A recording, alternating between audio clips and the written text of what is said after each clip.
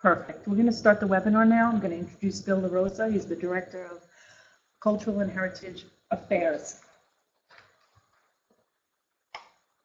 Good evening, everybody.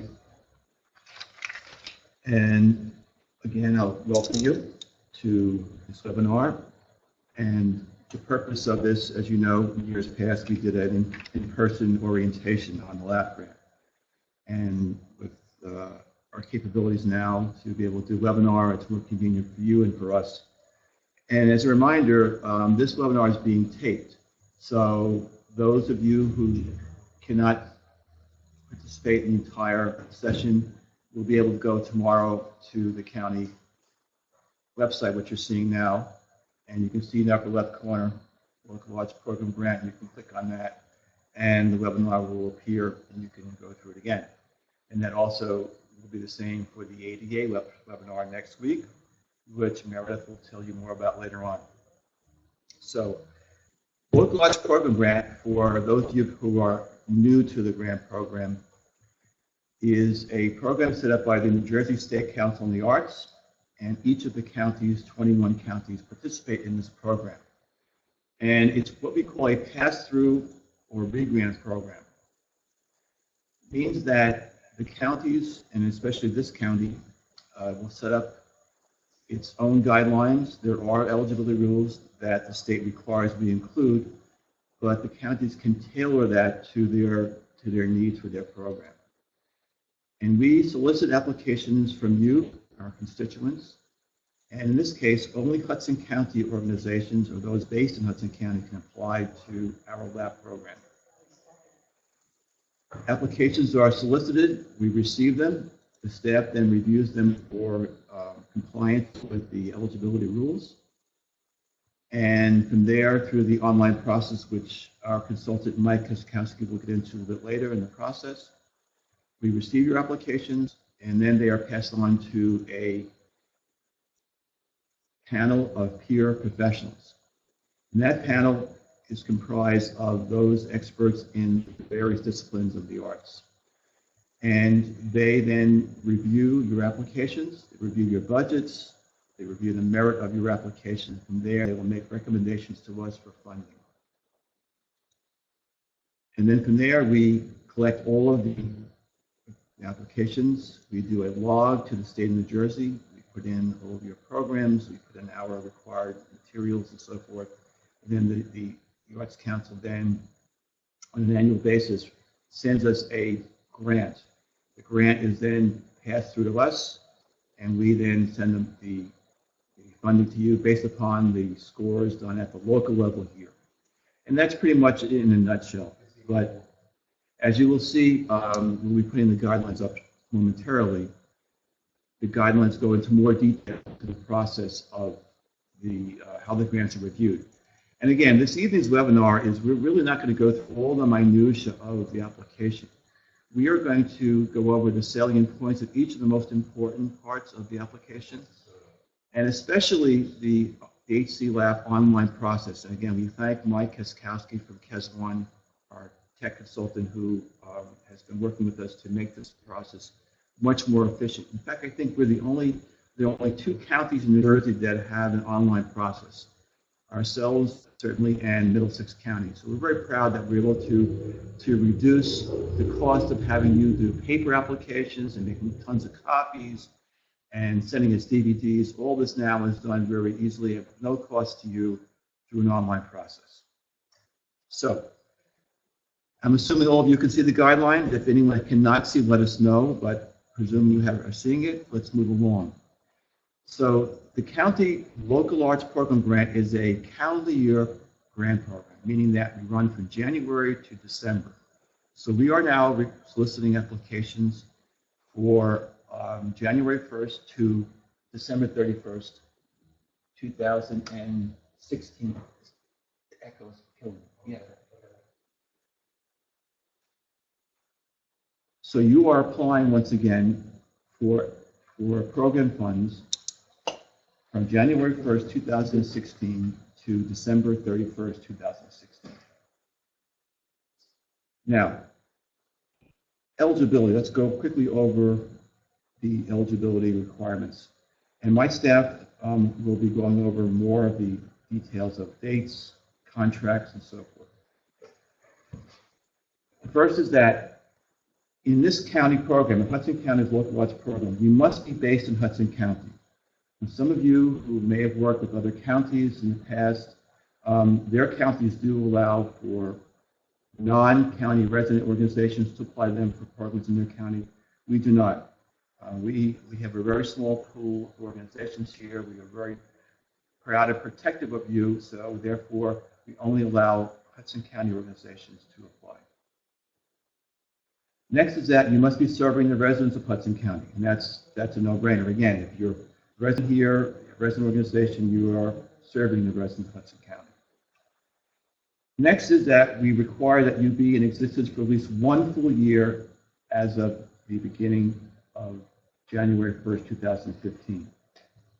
And the reason, and again, just to clarify, that doesn't mean you're 501c3 status. It means that you have been in existence as an organization, incorporated in the state of New Jersey, and in existence as an organization. The reason is that by that point, by January 1st, 2015, there's at least one full year of track record of programming that you can demonstrate in your application to our peer panel judges to show the kind of quality work you've done, to show you have a program that shows some oversight. You have have budgets that have been in place. There's governance in your program through either a board of directors or so forth. And it's not critical that you have received your 501c3 or C4 designation. As long as you're in the process of doing that.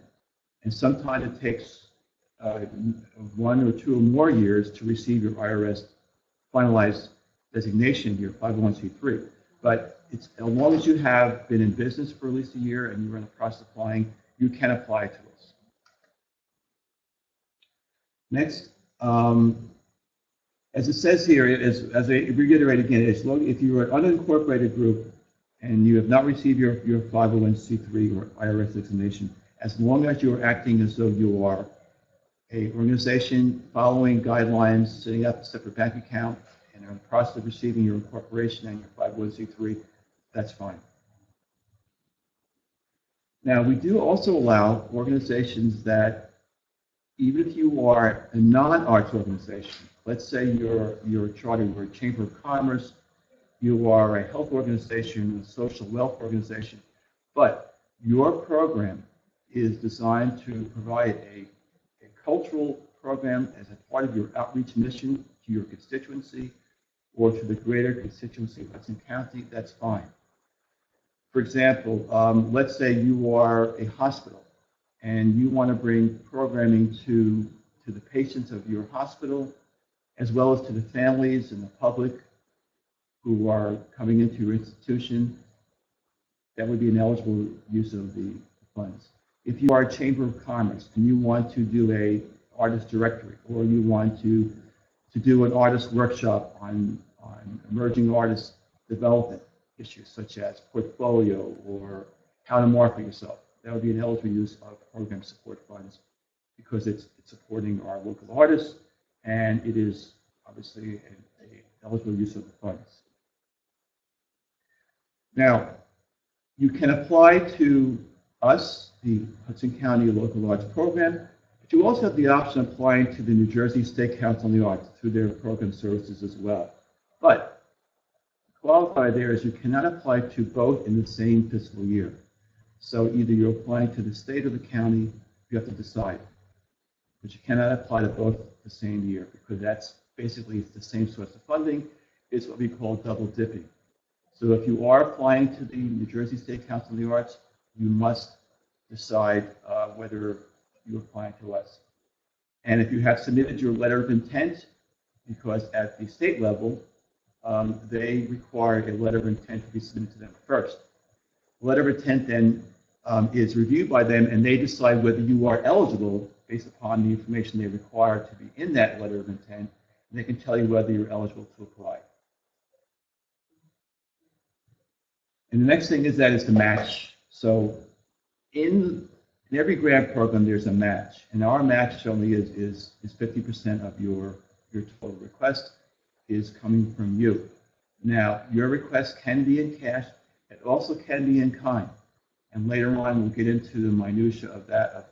We'll be getting into the budget, the categories, Carlene as well. So if your request is, if your project costs $10,000, you're asking $5,000 from the local arts program grant, you must match the balance of $5,000 yourself. So again, your budget, your program is costing on paper $10,000. Your projected expenses come out to $10,000. You can apply to us up to $5,000, but you must match the $5,000. So again, it's either cash, could be part cash, could be all in kind. Now, your in-kind expenses must relate to your project. It can't relate to your expenses for all of your programs, your operational costs, your O&P, as we say. It must relate to your program. And must be costs that are related to actually doing the project. So let's say you are hosting it at your space, and you are donating your space. That is a cost that you can include. If you are donating utility costs, or if you're donating the cost of running the essential cost of the program, copying, making copies of scripts, you're donating the cost of hanging your show if it's an art exhibit, whatever is essential to the project, to the budget you're giving us. If those costs are essential, but you are donating, whether you have one of your board members is donated out of pocket, or you are donating the space, whatever, you must give a dollar amount. The dollar amount must be accurate to what it would cost if you had to go out and purchase these things or rent them, whatever. That becomes your match. So once again, non-arts organizations are considered schools, I mentioned hospitals before, religious institutions, social agencies, fraternal organizations, chambers of commerce, et cetera, even municipalities. You are considered non-arts organizations. Now, arts-only organizations, and Joe Wax will soon get into more of that, but if you are an arts-only organization, you can only apply in one category, and that's the program support grant. If you're 501c3 or C4 charter, again, using the example of the Chamber of Commerce or a social welfare organization, your mission is not the arts, it's obvious. Your mission is either, again, as an association organization, Chamber of Commerce, or social welfare. That, by its incorporation, does not allow you to apply because you're not an arts organization. Arts organizations can apply in the following categories: program support, technical assistance. And if you've talked to us and then you would meet the criteria, a general operating support, which is our highest level. And again, that has criteria that has to be met, and Joe will get into for a second. So let's scroll down. Now, these are ineligible use. Can you make that larger on my screen, please, so I can see here? That's okay. I'll go with it. So, thank you very much. So, these are the ineligible uses of the money. And this is, let's be very clear, these are some of the stumbling blocks that usually occur when applications are submitted to us, specifically in the budget and what you're requesting for. Funds may not be used for administrative salaries, except in the case of the GOS application. Again, Joe will discuss that. And that's prior, once you reach the qualifications for that, and we've discussed that with you, you may then apply to that category. Hospitality or food costs. Very important to understand that, let's say you're doing an opening night for your art exhibit, your opening night of your new play.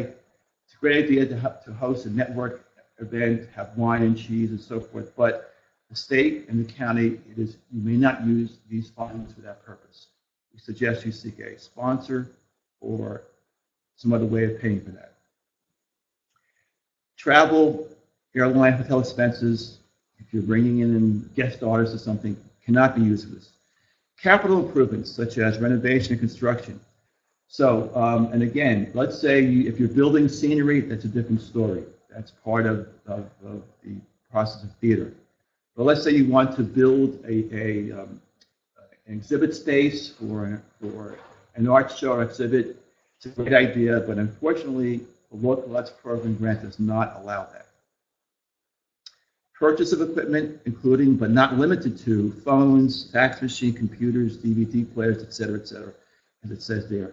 You may not use the funds. Now, I know that maybe a DVD player may be essential to, again, maybe you're doing a endless loop or an art exhibit as a media presentation, but the state and the county do not allow that. Projects that are for the curricular or extracurricular activities of the school. Now, I know we may be receiving applications in certain school wards or certain schools, but it's clear to understand the delineation here. And if your program is for your school, for the students of your school to put on a play, after school to do an art show, whether it's to support the cost of a teacher or teachers come in to do that, this is not acceptable. We cannot allow that. The way a school can work in with the local arts program is that if you are doing an outreach program to the community at large, and you are providing a cultural enrichment program that will bring an artist or organization to your facility, and they're using your facility to be able to host this. And this is your way of saying to the large, hey, we know there's a need for cultural infrastructure, and we're going to make our facility available, but it's going to cost us to bring in the theater company, the dance company to perform. That's where the funds can be utilized. So you're going to use the funds to pay the dance company or the theater company to come in to perform. But that's the extent of it. It cannot be for the benefit of your students, whether it's after-school program or in-school program. And again, if you have any questions about that later on, you can call the office during this workday to find out more information to clarify further.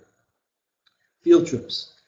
Field trips cannot be utilized from the local arts program, whether it's in the county or out of the county.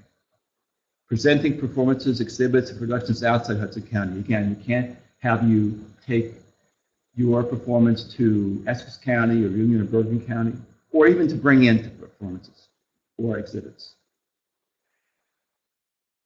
Now, there could be a situation where you would like to do an exchange where you're hosting an exhibit in Hudson County.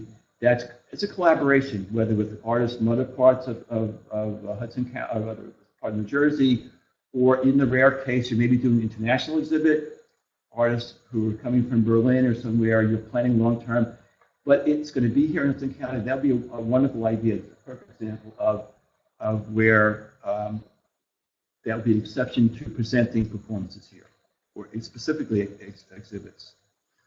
Offsetting institutional organization budget deficits. In other words, you can't take the grant to help pay off your debt. Plain and simple. Collateral to obtain loans. In other words, you cannot use your LAP grant as a bridge loan to obtain a collateral or another loan with a banking institution. You cannot lend your funds to other organizations. Very clear about that. We've had it happen in the past where well-meaning nonprofits who had a LAP grant try to use that to lend to an organization who was having financial difficulties. It's a nice idea, but it's illegal and it's ineligible. Programs whose sole emphasis is to emphasize religious, sectarian, social welfare, or health education. So if you're in doubt as to whether your project is in that gray area, call us. We'll walk you through it. The acquisition of works of art, antiques, ephemera, etc. In other words, you can't leverage the grant to buy works of art. Let's say you had a great idea for an art exhibit, but you saw this great work of art in your travel somewhere, and the only way you could get here to exhibit it was to purchase it. Well, unfortunately, you can't do that with our funds. The restoration of statuary historic property. We've had this request before in the past from certain municipalities to restore public art. Again, it's a worthy goal, but this grant does not allow that. However, there may be funds available through the New Jersey Historic Trust to do that, in which case you could Google them, New Jersey Historic Trust, and find out more about that, or you can talk to us during business hours and we can have this conversation. For parades, fashion shows, religious feasts, or plays, food festivals, antique shows, etc. These are not cultural activities. Now, if there's a component to a festival where you are the festival organizer and you want to hire one of the local dance companies, one of the local choral groups, and that's what the funding request is for, that's fine. But we will not accept applications to pay for the cost of fees to rent vendors, to bring in food. If you're a municipality, you want to reimburse yourself for your cost here with law enforcement, you cannot do that. This is not the grant for that. The goal behind the local arts program, when it was set up years ago by the state and the counties, was to, most importantly, engage our artists, to have them engaged in the process of doing their art, rehearsing their part, creating their art, and for those who are presenting art to present arts programming. That's it. That's the core here. That's why it's called the Local Arts Program Grant. Now, your feast, your antique show may be a wonderful activity, and it certainly provides enrichment in its own way. But this grant is designed to support, nurture, encourage, develop the local arts in not just Hudson County, but throughout the state of New Jersey. Fundraising activities are related to fundraising costs. And again, fundraising events are very critically important to all of you at the local level as well as at the state level. And there's always a way of trying to raise the money to do your events, but this grant will not support that. It cannot support, even if you're having entertainment, you want to hire a local group to be at your fundraiser to entertain your fundraising guests, you cannot use the money for that purpose. You cannot use the money to pay for the hospitality costs, which include food and beverage and so forth.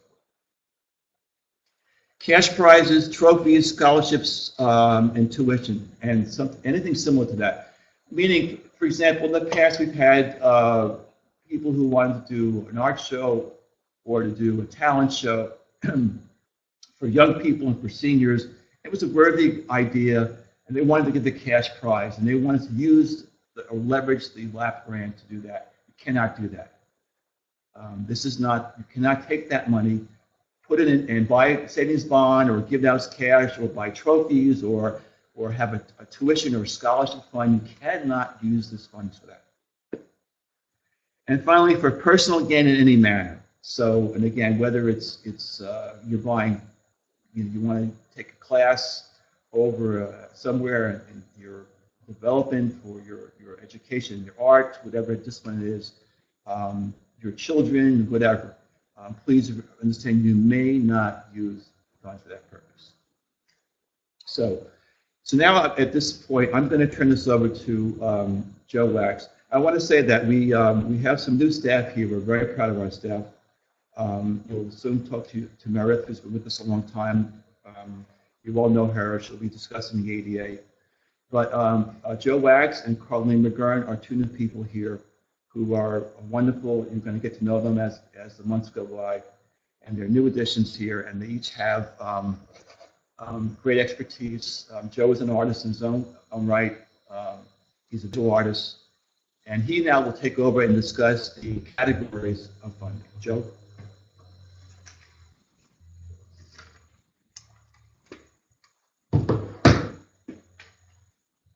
Hey everybody, thank you, Bill. Appreciate it. So, as Bill said, I'm going to just run through there's three categories of LAP grants, and so we're going to run through them. Directions up, actually. Oh, you do? I'm sorry. I thought you That's okay. Thank you. No problem. So just bear with me for 1 second here, folks.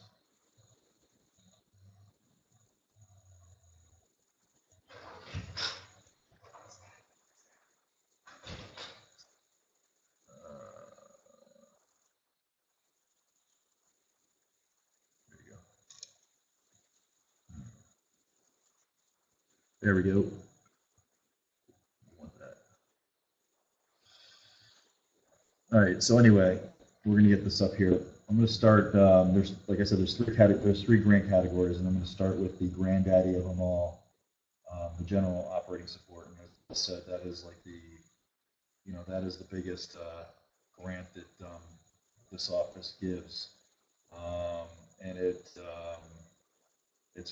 primarily, it's definitely for organizations that have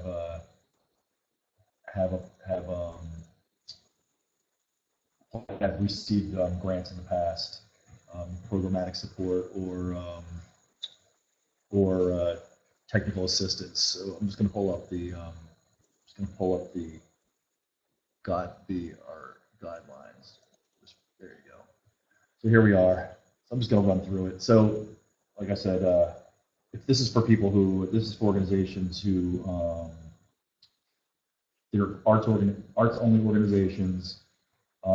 Applicants in this category, as the guidelines say, must demonstrate the highest artistic and administrative professionalism with a proven multi-county impact. So if you're a new organization or this is the first time that you are applying, this would not be the one for you.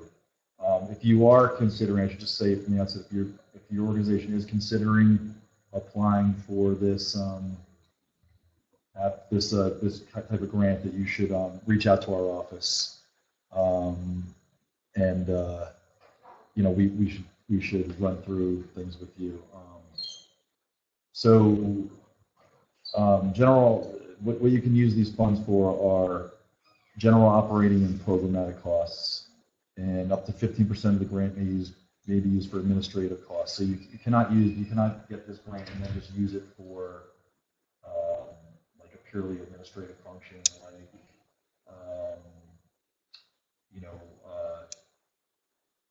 getting your email list, getting your email list in order, through a service, or I'm drawing a blank here, another administrative function. Yeah, provide arts program. Yeah, basically, we don't want you to spend this on, we want you to spend this on arts programming. Thank you, Meredith.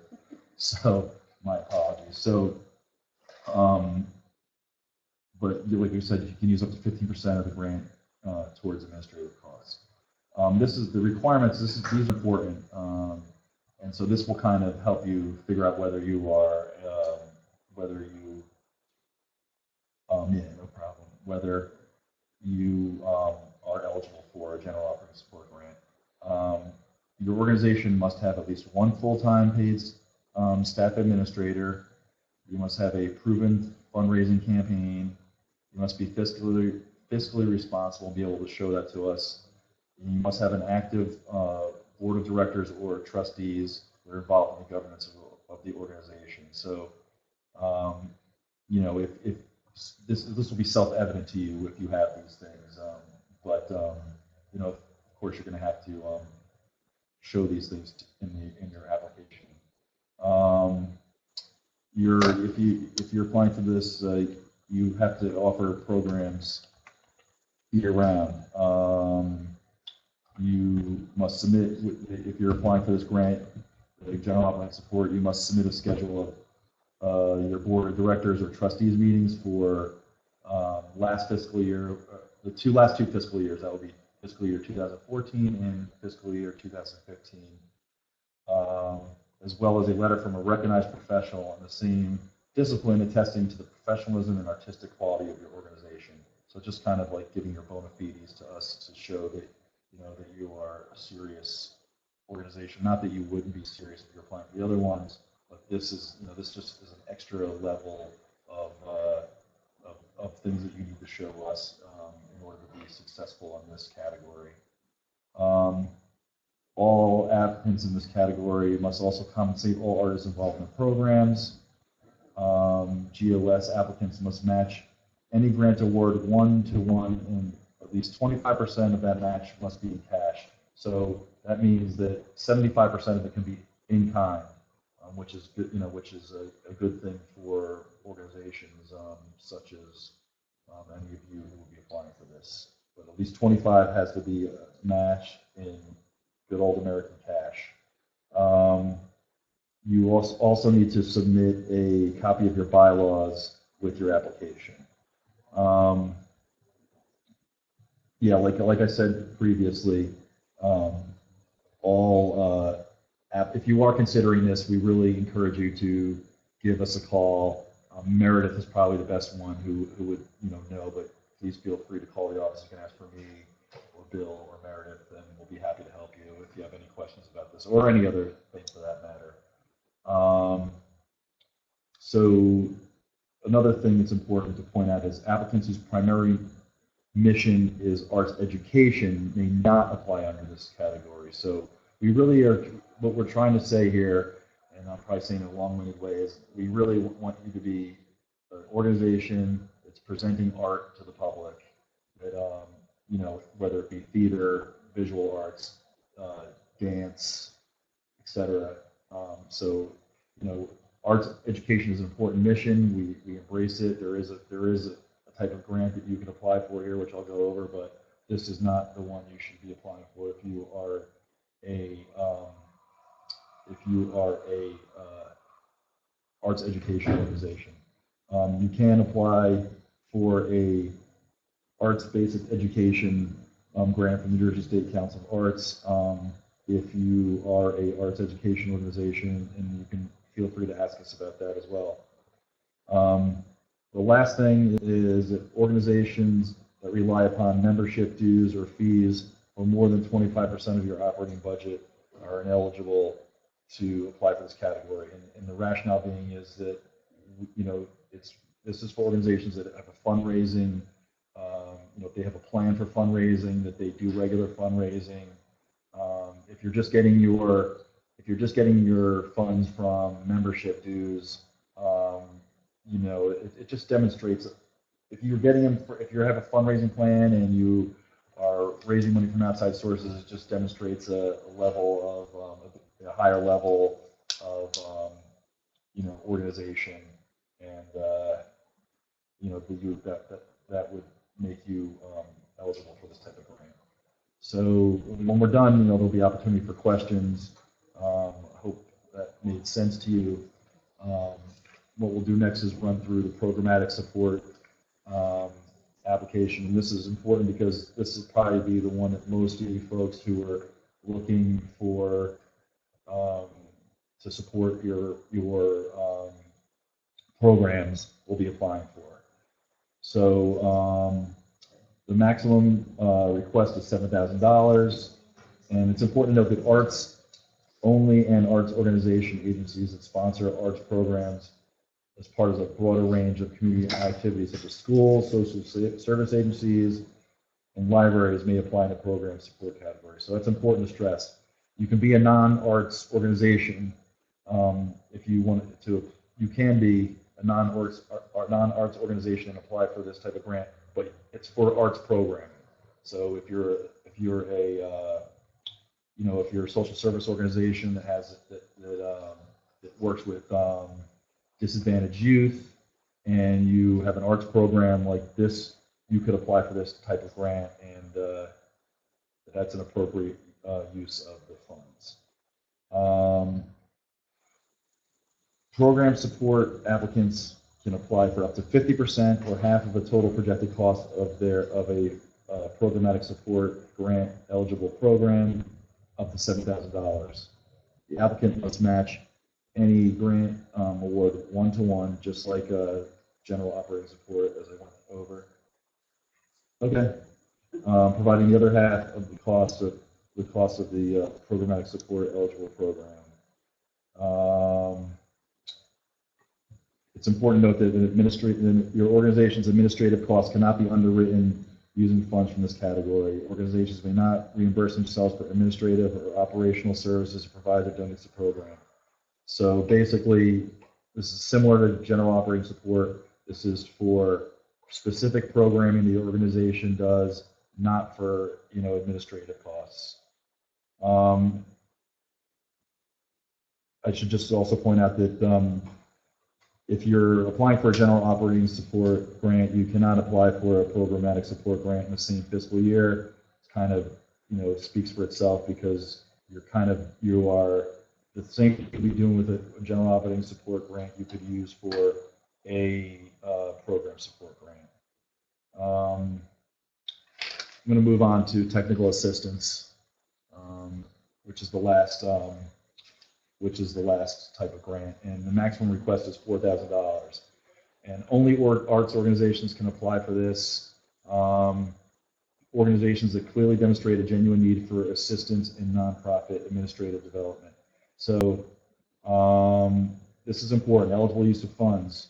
Training provided by qualified professionals or organizations that will strengthen professional nonprofit administration of arts organizations, including strategic planning, staff grant writing development, fundraising development, board development, artistic-related consultancies, or guest artists programs are not eligible for technical assistance grants. So in other words, like things that are going to make your organization a better organization, like board retreat, for example, is a great example.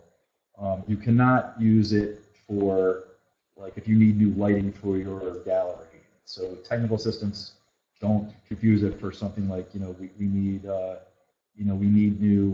new picture hanging system in our gallery. That's not an appropriate use for technical assistance. It's for making your organization a better and more effective organization. You can read through the requirements. They're pretty self-explanatory. You're going to need to tell us what kind of, you're going to need to spell it out first, what kind of training program you have in mind, specifically. I'll just go through the restrictions very briefly. Any technical assistance application that does not include a consultant's letter of intent will be automatically rejected. Consultant travel mileage is limited to the current state of New Jersey rate of reimbursement. If you need help on that, we can help you. Air travel and hotel costs are not eligible expenses under this grant. So if you're flying in somebody like a guru, an organizational guru for your board, which you can do, which people do, you can't pay for their travel expenses out of this grant. Technical assistance proposals that request the services of current and past employees, past and present board members, relatives, friends, or associates, regardless of professional consultancy expertise, will not be considered. This is just like an anti-nepotism thing. We don't, we want you to bring in some fresh talent to help your organization. And your brother-in-law may be a great guru on how to make your organization a better one, but we're not going to pay for it through this grant. When we're done with this, we'll be happy to field your questions. Meredith is up next, and I'm going to pass it up to her. I appreciate your patience, and like I said, we'll be happy to answer any questions you may have. Thank you.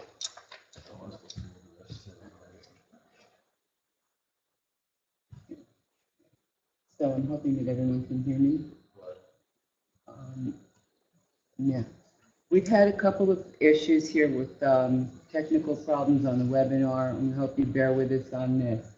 Just quickly, before I go on to exactly how you start logging on, I just want to remind everyone that basically the deadline for the grant is going to be Friday, October 2nd.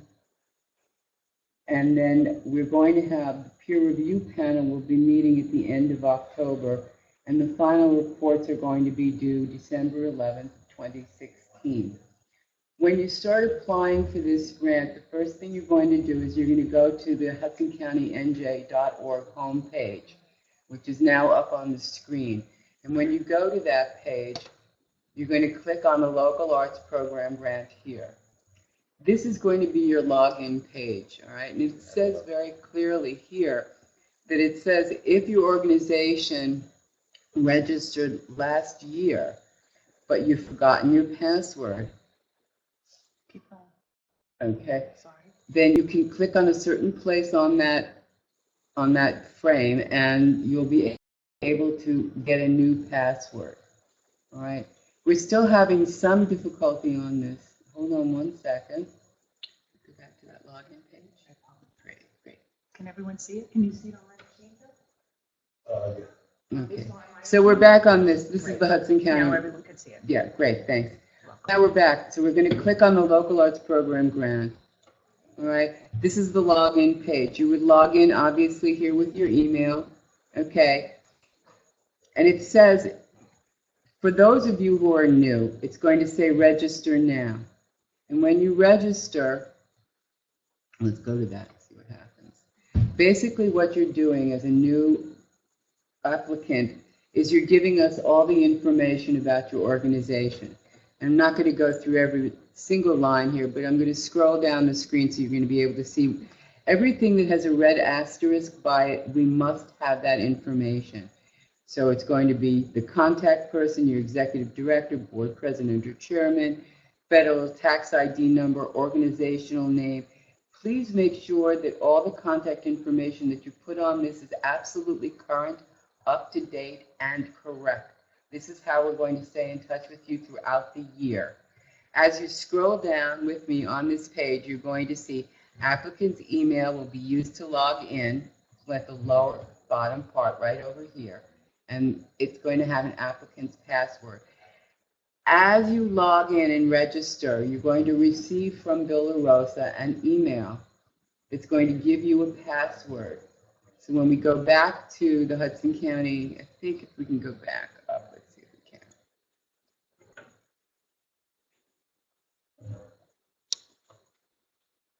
Come back in here. You'll be able to have your email, and the email that is sent to you from Bill LaRosa will give you a new password. You'll put the password in, and then you'll log in. You'll log into the grant. Okay, so again, we're on the organizational page. Just see. I'm going to log in. I think I can log in as, let's log in new. Well, maybe we won't do that. It might take a long time. You have it already?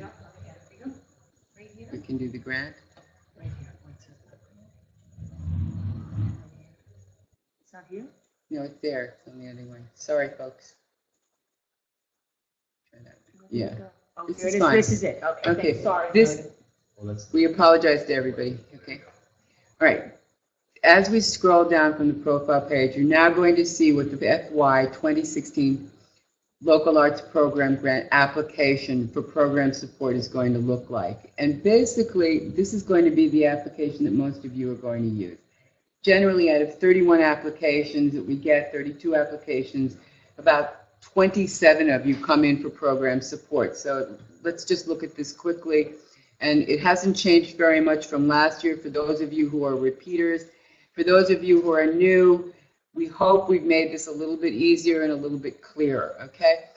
You can see here items with a red asterisk must be answered. You'll be prompted if those items are not answered, which means that basically you can't submit your grant unless everything is filled in, which is a wonderful, really great idea for this kind of process. All right, it's going to ask you, have you received funding from us before? You can say yes or you can say no. Okay, it can ask you what kind of funding you've received from us before, and you'll answer that. Then a lot of you have been asking about how you're going to do your narratives. Okay, we've given you just a bit of space on the narrative. We want you to be short. We want you to be concise. We do want you to answer all the questions and tell the panel who you are, what you're about, what your programming is about, how it's going to serve our residents, and how you're going to use our artists. But we really want you to think about what you're going to say in that narrative. So all these things, please discuss the qualifications, the quality of the programming, tell us who you are. Try and cover all of that. The panel wants to know who you are, all right? But we don't want you to go on for 12 pages to tell us that, all right? Uploading files are going to be really quite easy. You're going to be able to do it. You're going to select the file. You're going to upload the file. And when it is uploaded, you will see that it is uploaded. Okay? I want to come down again. Here's outreach. We really want to know and understand how you're reaching out to the community for the programming that you're giving. We want you to be specific. We want you to tell us how far a reach. Who are you using? Are you coming into all the communities that you could be coming into to tell them about the programming that you've got. What are your marketing plans? Right? So basically, most of you have seen this before. Now we're coming down to accessibility, and that's something that I will be covering in detail next week when we do the ADA webinar, but I want to go over it very quickly with you right now. This is a required part of the application. It is not everything of the application, but it is a required part of the application. What we're asking you to do is give us a short narrative, describe how accessibility is being handled by your organization. What is your idea of it? What are you doing about it? What do you know you need to do? What haven't you been able to do? We understand that most of you rent your spaces, you don't own your spaces, you don't have a lot of complete control, but give us a narrative as to what's going on there. Okay, we've also told you that if it says here, please attach your organization's current up-to-date ADA chart. If you do not have one, click here to download a chart. Okay, so you will have an ADA chart empty for you. You can see that right now. The way this is set up is to make sure that what you can control, have control over, you have accomplished, and that's your policies, having an ADA staff person, a coordinator, grievance policies. This is all the things that your board and your guiding people can really do. It doesn't matter whether you rent or own your space. Then we want to know about your services, your program services. What are you providing the community that's accessible? Okay, and then we're going to go into your facility. We want you to walk around your facility, see if it's accessible, what needs to be done. Are the bathrooms accessible? Is there a ramp into the building? Is there an elevator into the building? And then we want you to go to the neighborhood and look around the neighborhood and say, is there a curb cut there? Is there a place for people to park? We'll go over all of this in detail, more detail, and the symbols that you're going to need to use next week. But this is really available to you. It's right there. If you go and look at the chart, it'll give you a good sense of guidance on what you need to do. And without this, you will not be eligible for a grant. It's just part of the overall application. You'll see further down also that there'll be optional miscellaneous attachments. Aside from all the required attachments and uploads that you're going to have, you then have the ability here to give us a little bit more. If you feel that that would help make your case to the panel, then use this optional miscellaneous attachments. It says 2 maximum. Think carefully about what you want to put in here. I want to go over just very quickly the fact that video URLs, okay, you can see here, please copy and paste videos from YouTube, Vimeo, Dropbox that are too large to upload. I just want to remind all of you, it is not necessary, even if you're a GOS applicant, to give us 50 minutes of your programming. The panel's not going to look at 50 minutes of your programming. Be concise, be to the point, even if it's a video. Make sure it's not overly large or overly long. They want to know these are people who are experts in their fields that are going to discuss everything between each other that they're seeing. They know what they're doing. They won't need 50 minutes of what you're producing. But in many cases, it's very important for you to show the panel through a video exactly what your programming is. It gives them an idea of the quality and its effect on the residents and the artists that you're using.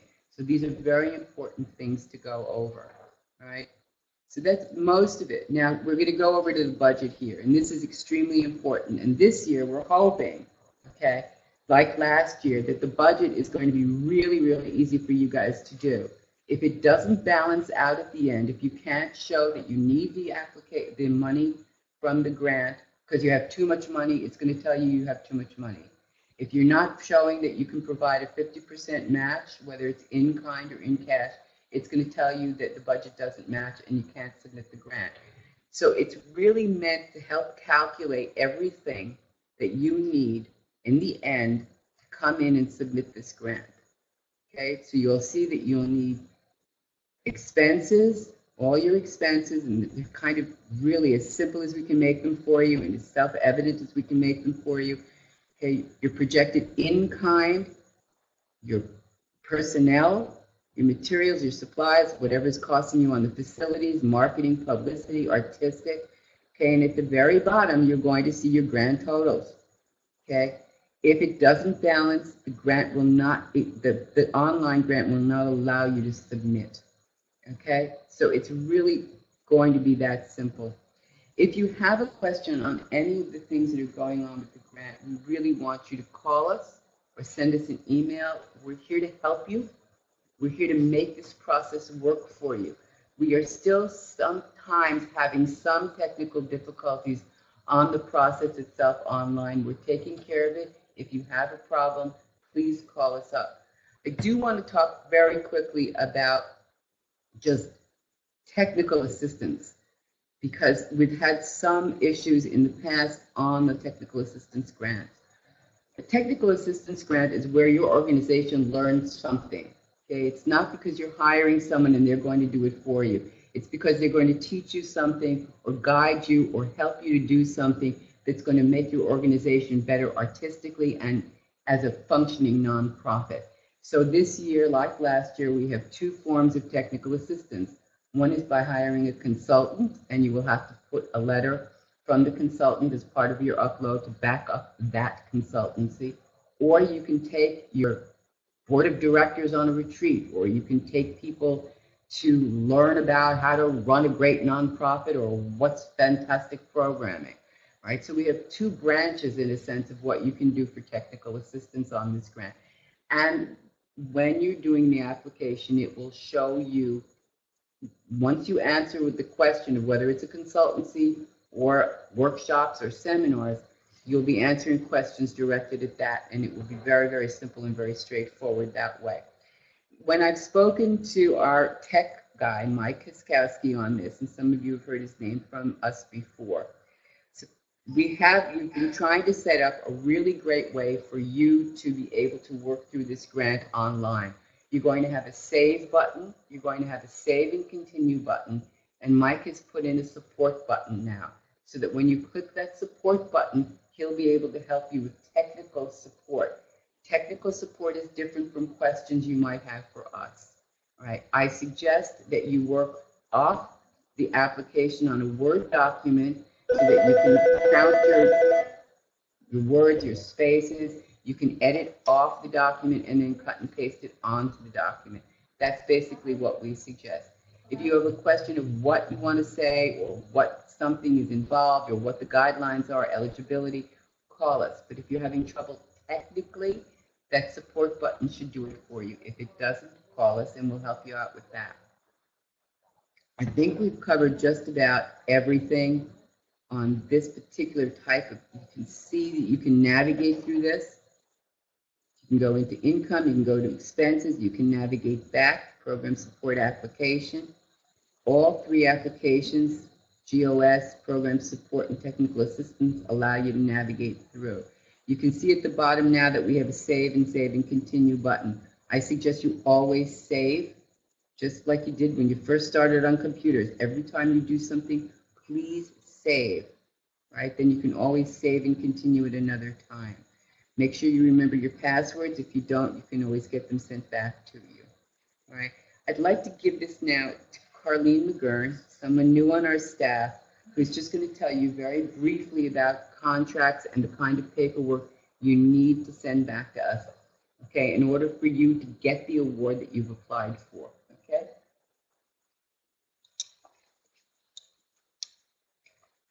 Thank you, Meredith. Hi, I'm Carlene McGurn. I'm new to Cultural Affairs. You'll be receiving a letter telling you if your group has been awarded your 2016 lab grant and how much you will be receiving. The letter will include 2 copies of a Hudson County contract for the grant and a county voucher for the first 75 payment of this award. You must return the 2 signed original contracts, the original signed voucher, and you must make an invoice for the 75% exact amount of the voucher. Your invoice must be on your organization letterhead.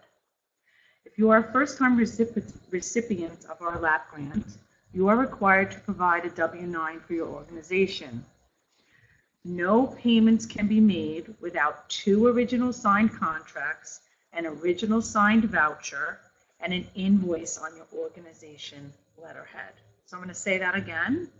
No payments can be made without 2 original signed contracts, an original Hudson County voucher, and an invoice for the 75% of your award on your organization letterhead.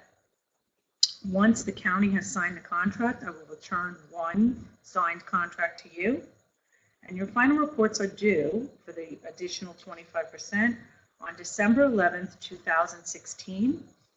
We will make the final 25% payment of the 2016 award after your final reports have been received by this office. So if you have any questions, you can call and ask for Carlene. I do accounts payable here, and I'm happy to get your money. I'm going to put Bill LaRosa on the phone. Thank you for all attending, and I just want to remind you that on September 16th, we're going to have an ADA webinar at 6 p.m. Thank you again. Thank you, Carlene. I want to thank also Joe and Meredith for their presentations. So this is it in a nutshell. Obviously, we did this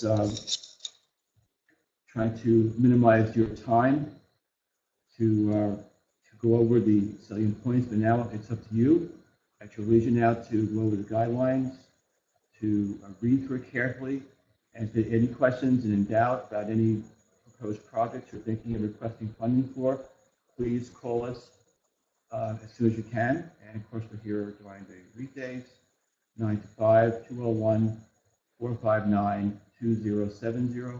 It's 201-459-2070. You can also email us too.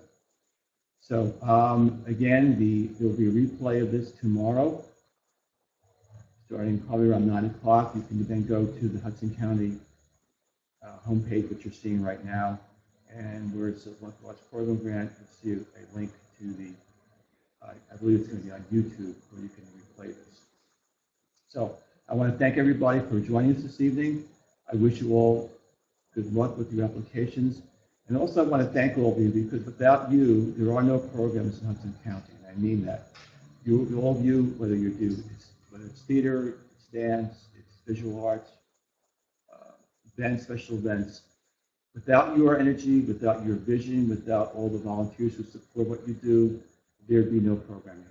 And we're only here to support you, and we want you to succeed. So please, again, I encourage all of you to take those great ideas, apply to us for a grant, and go from there. So good night, everybody, and don't forget next week the ADA webinar, and we'll see you soon.